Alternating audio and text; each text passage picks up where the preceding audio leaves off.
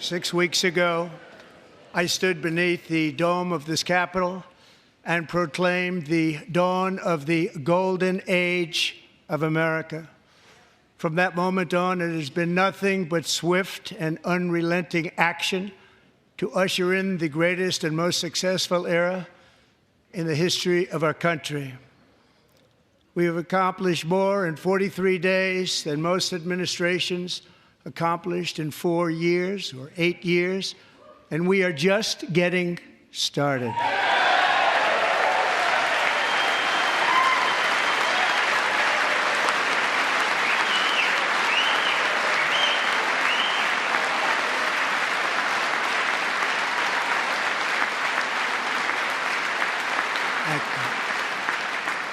I return to this chamber tonight to report that America's momentum is back, our spirit is back, our pride is back, our confidence is back, and the American dream is surging bigger and better than ever before.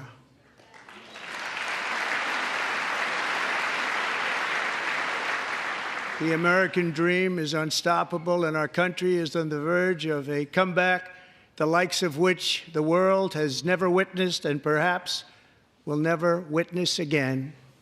There's never been anything like it.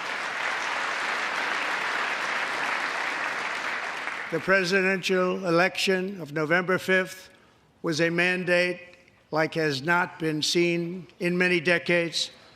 We won all 7 swing states, giving us an electoral college victory of 312 votes.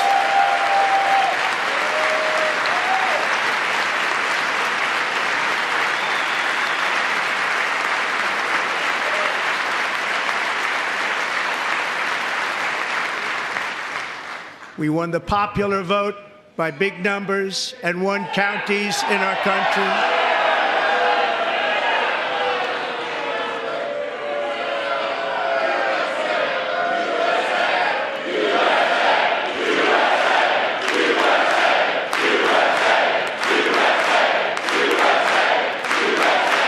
And won counties in our country, 2,700 to 525. On a map that reads almost completely red for Republican.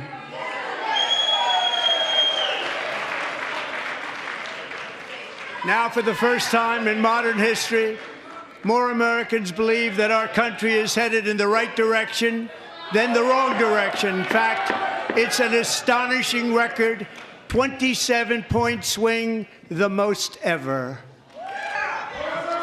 Members are directed to uphold and maintain decorum in the House and to cease any further disruptions. That's your warning.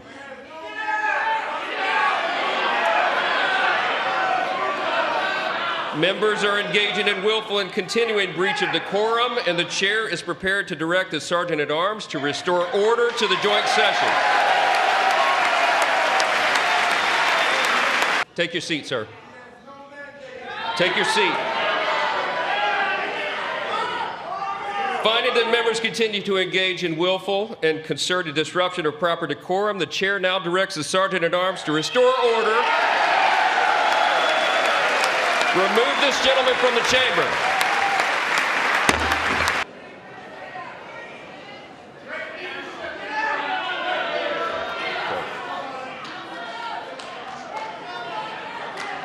This is my 5th such speech to Congress.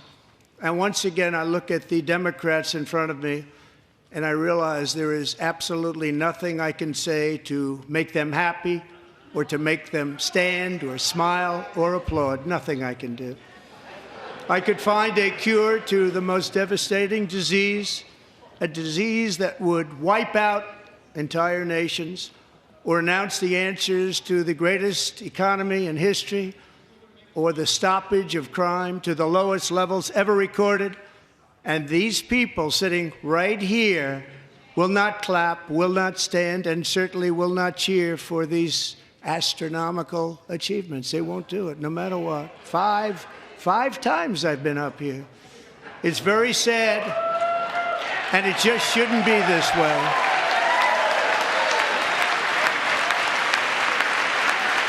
This is a time for big dreams and bold action.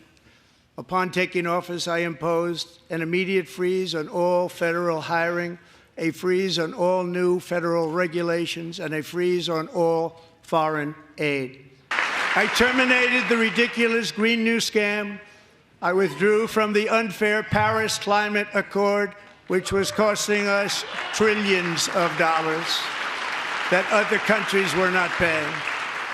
I withdrew from the corrupt World Health Organization.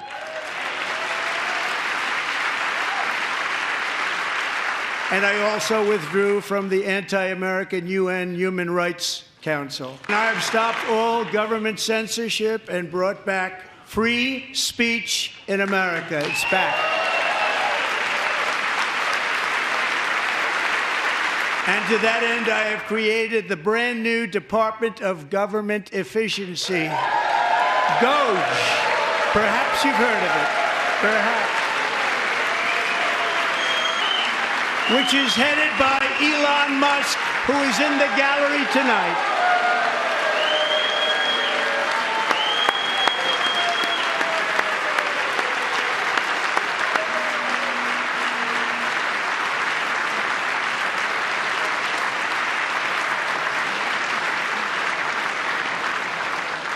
Thank you, Elon. He's working very hard. He didn't need this. He didn't need this. Thank you very much. We appreciate it. Everybody here, even this side, appreciates it, I believe. They just don't want to admit that. Just listen to some of the appalling waste we have already identified. $22 billion from HHS to provide free housing and cars for illegal aliens. $45 million for diversity, equity, and inclusion scholarships in Burma. $40 million to improve the social and economic inclusion of sedentary migrants. Nobody knows what that is. $8 million to promote LGBTQI+ in the African nation of Lesotho, which nobody has ever heard of. $60 million for indigenous peoples and Afro-Colombian empowerment in Central America. $60 million. $8 million for making mice transgender. This is real. $32 million for a left-wing propaganda operation in Moldova. $10 million for male circumcision in Mozambique. $20 million for the Arab Sesame Street in the Middle East. It's a program. $20 million for a program. $1.9 billion to recently created Decarbonization of Homes Committee, headed up, and we know she's involved. Just at the last moment, the money was passed over by a woman named Stacey Abrams. Have you ever heard of her? A $3.5 million consulting contract for lavish fish monitoring. $1.5 million for voter confidence in Liberia. $14 million for social cohesion in Mali. $59 million for illegal alien hotel rooms in New York City. He's a real estate developer. He's done very well. $250,000 to increase vegan local climate action innovation in Zambia. $42 million for social and behavior change in Uganda. $14 million for improving public procurement in Serbia. $47 million for improving learning outcomes in Asia. Asia's doing very well with learning. I don't know what we're doing. We should use it ourselves. And $101 million for DEI contracts at the Department of Education, the most ever paid, nothing even like it. Under the Trump administration, all of these scams, and they're far worse, but I didn't think it was appropriate to talk about them. They're so bad. Many more have been found out and exposed and swiftly terminated by a group of very intelligent, mostly young people, headed up by Elon, and we appreciate it. We found hundreds of billions of dollars of fraud.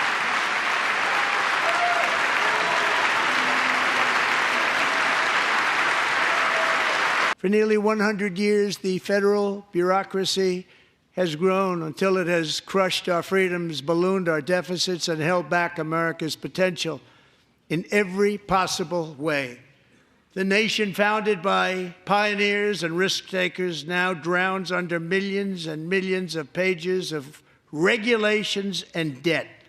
Approvals that should take 10 days to get instead take 10 years, 15 years, and even 20 years before you're rejected. Meanwhile, we have hundreds of thousands of federal workers who have not been showing up to work. My administration will reclaim power from this unaccountable bureaucracy, and we will restore true democracy to America again.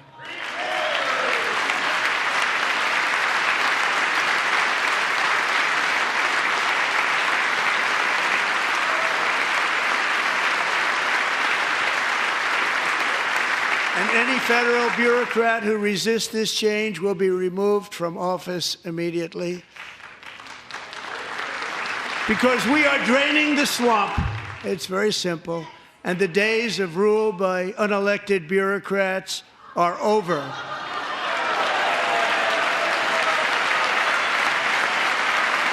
Since taking office, my administration has launched the most sweeping border and immigration crackdown in American history, and we quickly achieved the lowest numbers of illegal border crossers ever recorded. Thank you. The media and our friends in the Democrat Party kept saying we needed new legislation, we must have legislation to secure the border. But it turned out that all we really needed was a new president. Since 1975, rates of child cancer have increased by more than 40%. Reversing this trend is one of the top priorities for our new presidential commission to make America healthy again, chaired by our new Secretary of Health and Human Services, Robert F. Kennedy, Jr.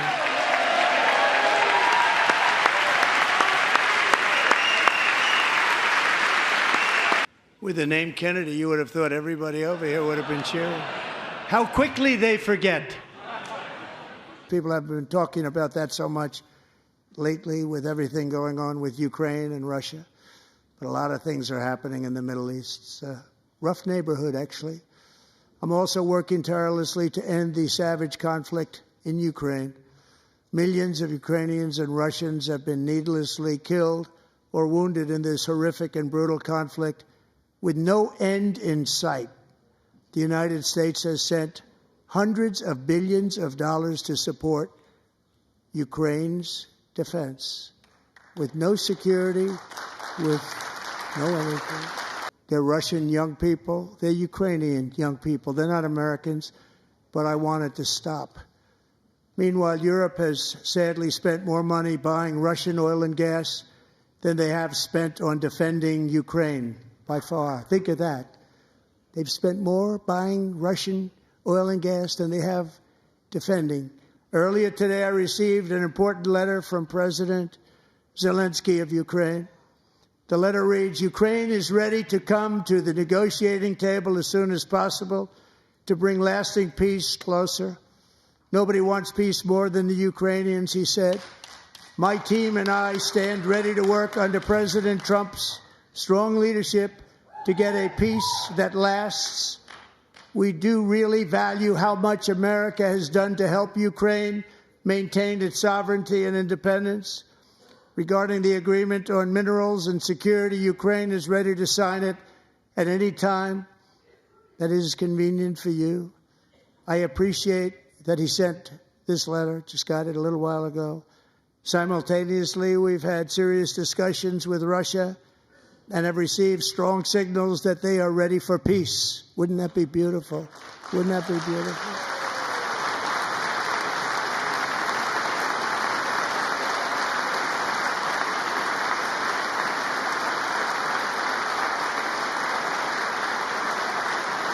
Wouldn't that be beautiful?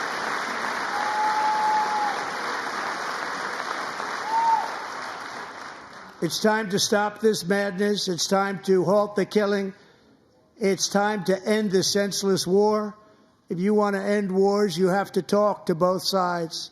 Now it is our time to take up the righteous cause of American liberty. And it is our turn to take America's destiny into our own hands and begin the most thrilling days in the history of our country.